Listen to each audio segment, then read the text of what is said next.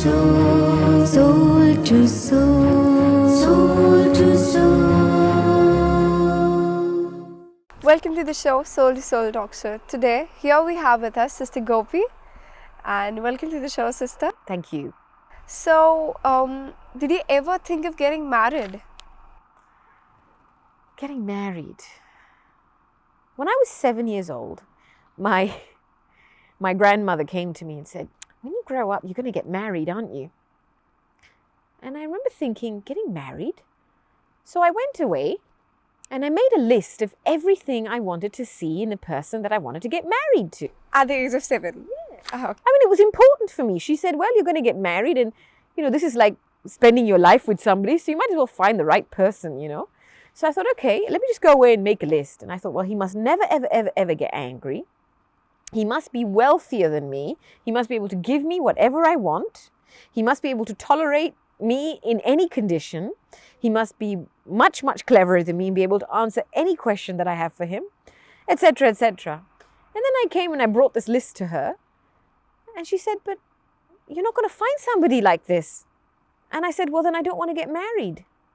Because if I get married to anybody less than this, I'm going to be unhappy. And so it just became very clear for me that if this kind of person didn't come, I had very high expectations. Now I look back and I say, well, this is pretty high for a 7-year-old kid. But at that time, it was normal for me. I was quite insistent. This is the kind of person I wanted. And then it took me a while to wake up to the fact that actually who and what I was talking about was God. At some point in my life, that relationship that had been disconnected with a higher source, with an energy that is able to give the soul what it needs, is what I was really looking for. But it took me a while to make that connection, that it's God I'm looking for, really?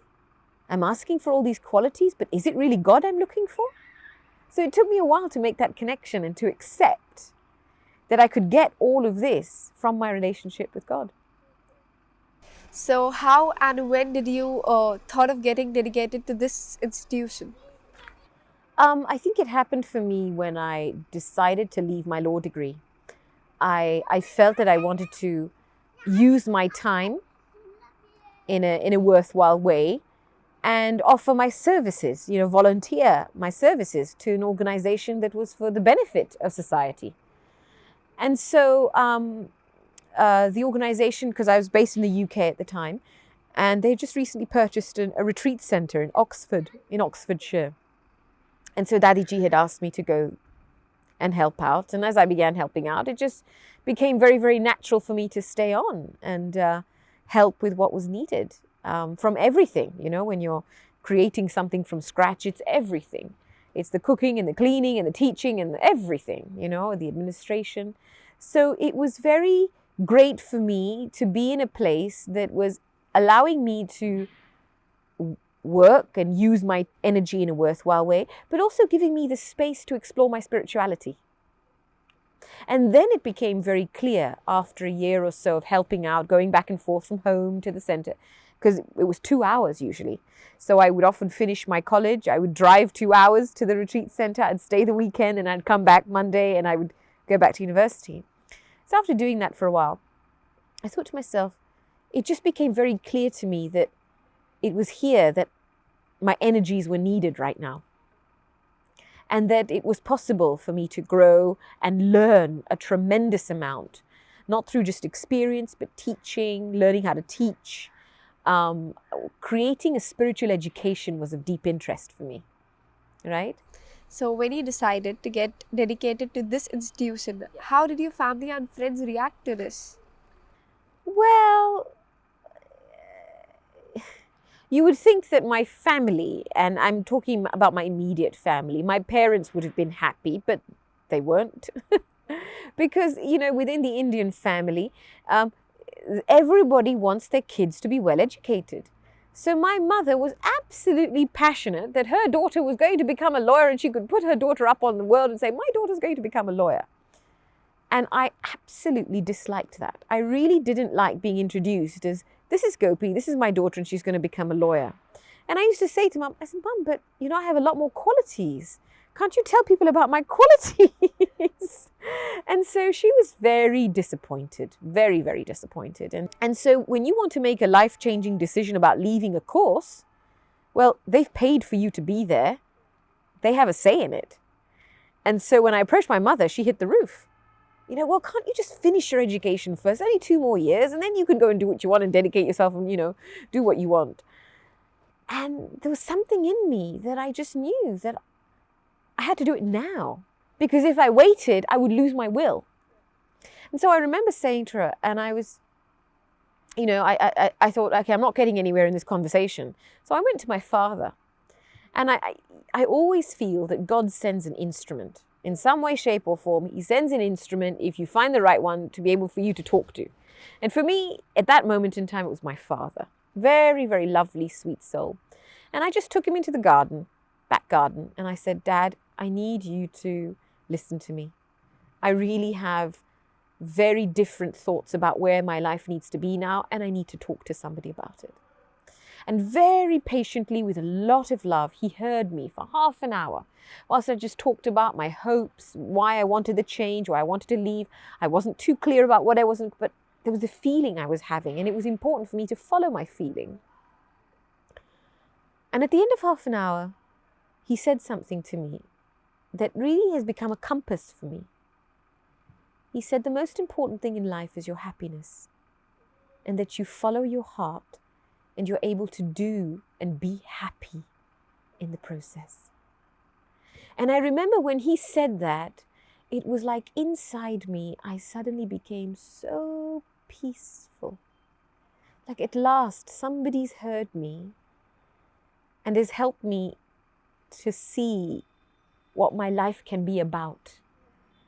It's not about the goalposts of about if you don't get an education, how are you going to get a job? Where are you going to get the money from? There was no guilt trip of, well, we've paid so much for your education and this is what you're doing to us. He didn't say any of that. He didn't even talk about the sacrifices that he and my mother had made. In that moment, he saw the soul and he said, what's important is your happiness. And I was so grateful for that, because he took away all the fear and the pressures that we have, as we grow up within a social system, that we're expected, you have to go through the system, right? What's the system say? You get up, you grow up, you get a university degree, you get out, you get married, you get a job, you get kids, you get out, you get a family. But I didn't see many people following that system very happy. In fact, quite the contrary. And so for me, it was very important for me to follow my heart. And so when he did that for me and supported me on that journey, I felt deeply, deeply peaceful. And it was that gave me the courage to go in front of my mother and to, with a lot of love, actually have a conversation with her. To say, Mom, I know you want the best for me. And as my parent, I trust that you have the wisdom to see something that I don't. And so I'm ready to do what you want me to do. I'm ready to finish this degree, but on one condition.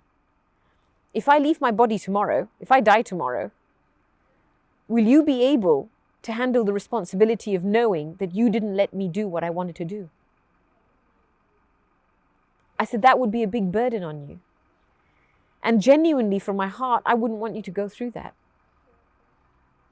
And she just became silent. What is she going to say? And so then I packed up everything. I packed up my books, my clothes, my everything. And I began a completely different life. So they never forced you to get married? No, not at all. No. How did your relatives or friends react to this decision?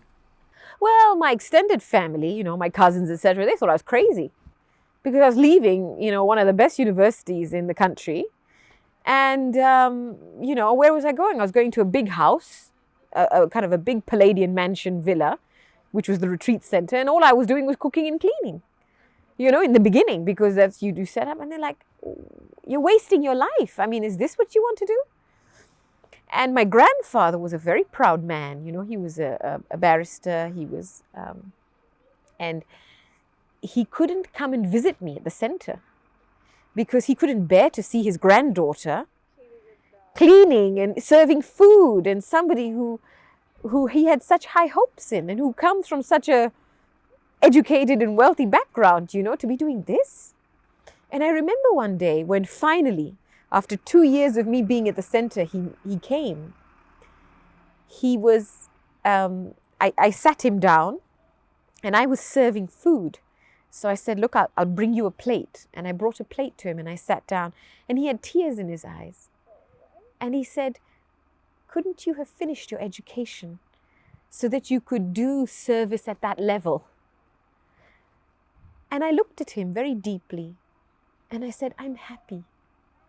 And I said, for me, one of the most important things is that if you really and truly want to be of service to humanity, then you have to start at the bottom. You have to win people's heart. You have to do the things they do. You have to be prepared to clean up and serve humanity from your heart, not from a position or from an intellectual position. But I want the experience of growing with humans, of serving humans face to face. And so for me, cleaning and cooking helps me to break down my ego. I've never done any of these things before, but I'm learning. But what it's waking up in me is a deep spirit of service that's real. Not an intellectual thing, but I have a passion that's awakening. And if I start here, then later on I can say I can be of service to humanity.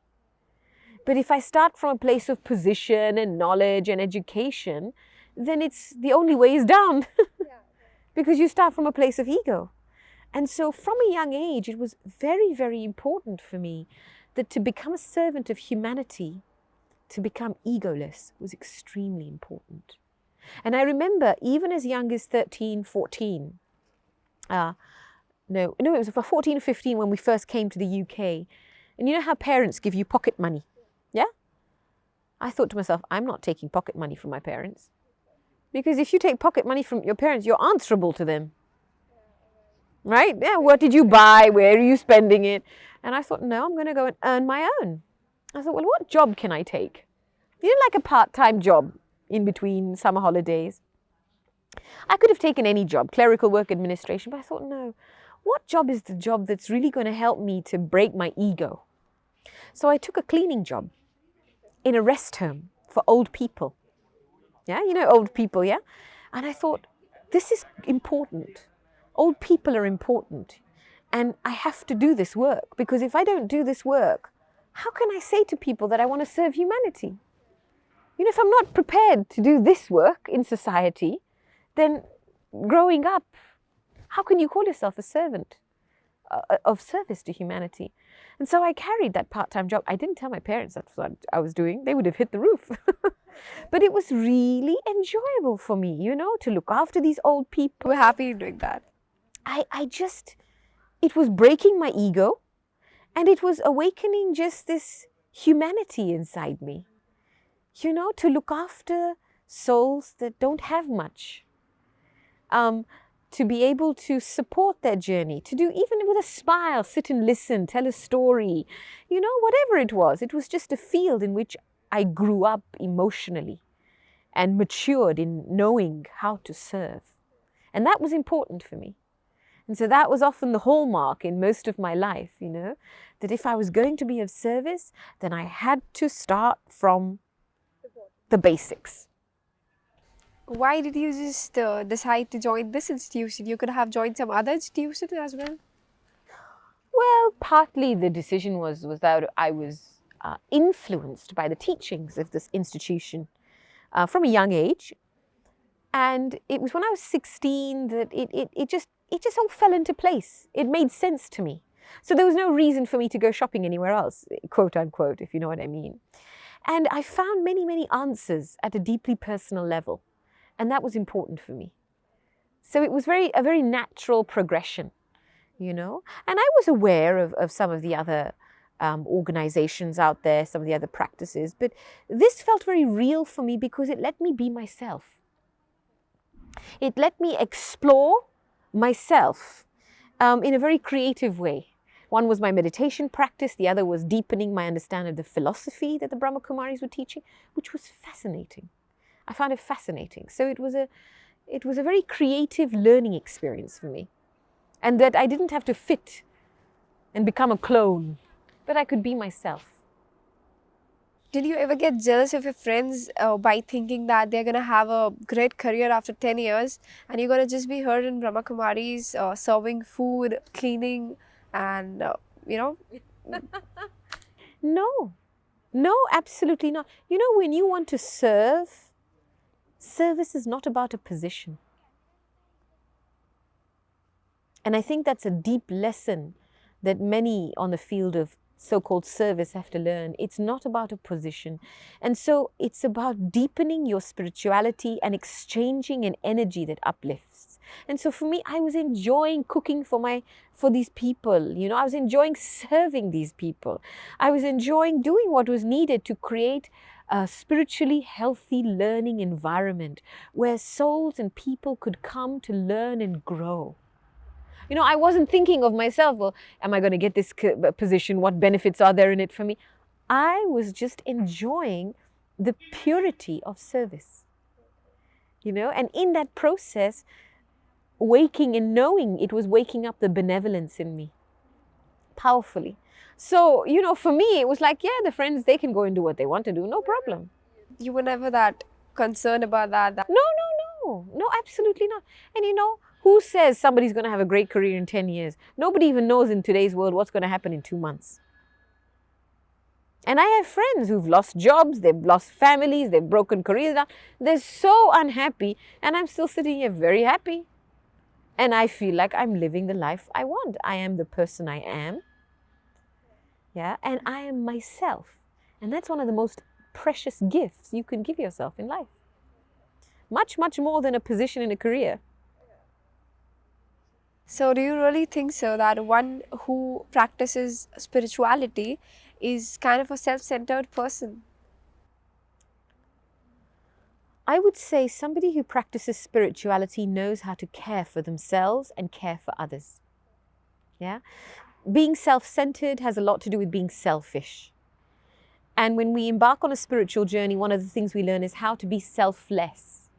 But in the act of becoming selfless, it's not about physical giving and ignoring myself, but it's about becoming selfless in my attitude, releasing these kind of, you know, self-benefit. Well, I want something in it for myself and then I'm going to do it. And all of these things, they just, in the long term, make you unhappy. You follow your desires, they just the reality is they leave you unfulfilled all the time. You chase your temptations and you're always postponing your happiness. When I get this, maybe I'll be happy. When I get that, well, be happy now and do something. You never stay contented. That's right. You're always chasing the next thing in the hope that it'll bring you happiness. And yet, spirituality offers a different paradigm. Look after yourself, be happy now. Then you can be of service to humanity. Because your happiness acts like a light that starts to ignite someone else's light. Everybody wants to be in the company of somebody who's cheerful and happy and light. You know, it just lifts the mood. And so, for me, being that, caring for yourself so that you can remain clear, calm, light, focused, happy, is not being self-centered. It's called self-service. So what difference did you find after getting yourself dedicated to this institution and before when you were home?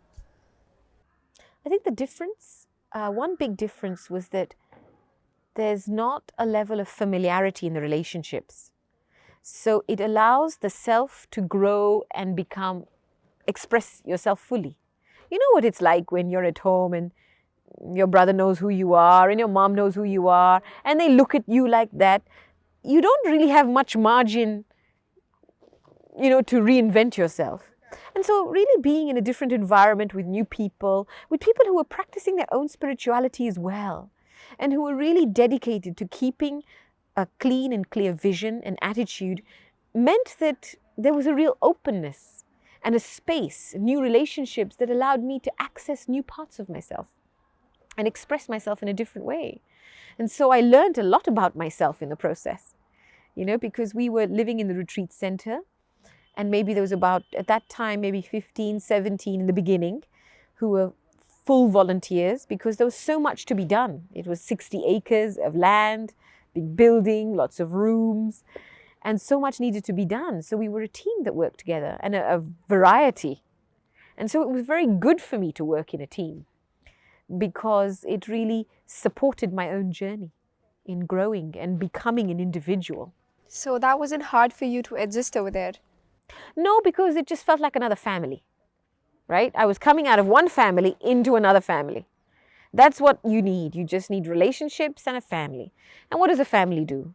A family, dines together, a family eats together, a family stays together, and this family, we work together. That was the only difference.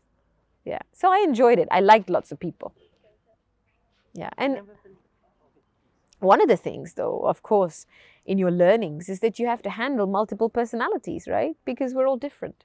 And so that was a huge part of my own learning, was becoming flexible, accommodating, recognizing and feeling someone's pulse, what they needed.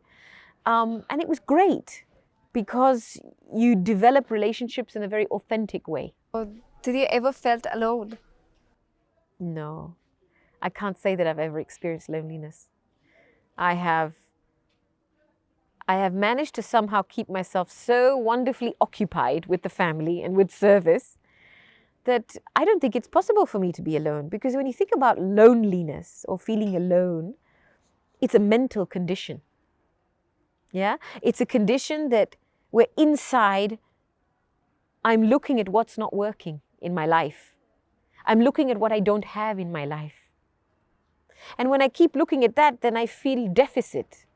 Well, I don't have this and this one, and then I become heavy. Then also, this one's not helping me, and this one's not doing this for me. And this heaviness creates more heaviness. But when you really are able to make a list of what you have in your life, whatever little it is, to be grateful and begin to appreciate what you have in your life, your heart opens, your energy expands, your mind opens, and suddenly people come to you. You know? Because like attracts like in spirituality. Yeah? The more open your energy is, the more giving your energy is, the more people there will be available around you. But negativity or a negative self-conversation closes the mind and heart down. And such people often find themselves alone and complaining a lot about their lives and experiencing themselves to be victims. And this is just another form of the ego. So how was your journey when you came to India from UK? I've actually been coming to India regularly since I was a child. So I'm not living in India. I had a connection from childhood. And my base is still London, but I travel every year, a few times a year to India. And the approach in India is so different to the approach abroad, even in terms of providing a spiritual education. Teaching in India is very didactic. It's top down, right? It's continued time immemorial. Even during the scriptures, someone speaks, you listen. And abroad, our approach in education is more experiential. People want the experience of spirituality. They want more the experience of meditation. They want the experience of themselves. And then they're prepared to listen to something further. And so we created an education based on that. So when you come here, it was like, okay, you get a lot of the knowledge and the philosophy, but perhaps less of the guidance and experience in the mode of education here. And there you get more of the experience first and then the philosophy later. Whenever you meditated in India, was it much more powerful when you meditated out of India?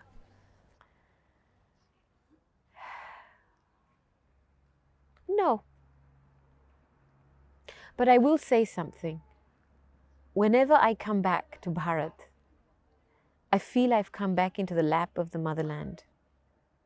Because this is one country on the world stage that has not gone out to conquer any other country. And even on the world stage, they talk about Bharat Ma, the mother. And it's such a tolerant country. It has all cultures, religions under one roof. There's such a high degree of tolerance in Bharat. And that is the virtue of the mother, tolerance and sacrifice.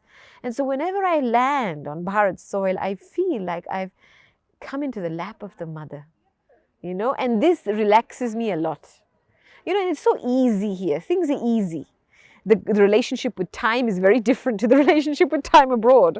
You know, the moment I land in London Heathrow, there's like a systematic clock that you have to follow. But here, it's a much easier feeling. And it's home at the end of the day, you know. So it was great talking to you. We shared great experiences with you. I liked it, and I hope that even the viewers liked it. Thank you, Sister Gopi, and thank you, viewers, for watching our show. Thank you.